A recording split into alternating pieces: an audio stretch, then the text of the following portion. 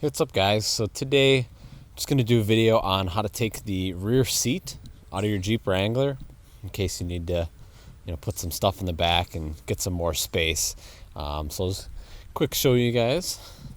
So just open up the rear tailgate, pull the seat belt things back out of the back here, and then down in this corner here you're just going to lift up and then push the seat forward. So you can see it now. Push the seat forward and it's just going to slide forward like that. Then you can just lift up. It lifts all the way forward for you. Alright, so now that that's up, so that does give you a ton of storage, so that might be good enough for you. But if you need more, well, actually first you'll probably want to tie up this piece here to over here, so your seat doesn't fly down while you're driving. So to take it out, pretty simple. It's easy to take out, not the easiest to put back in. So if you look here, there's a little clip that you just loop your finger through and pull out. Looks just like that. So we'll pull that out. Is there one on the, yeah, there's one on the other side as well. So pull that out too. Alright, so now this is the part where I'm probably going to have to set the camera down because it's a little difficult to do. Alright, so all you have to do is slide the seat one direction. So pull it out, and once it's out, then you can so it's all the way through on that side.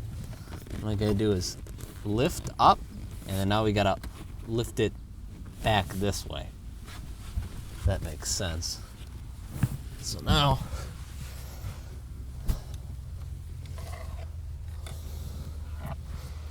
it's completely loose. So now we can just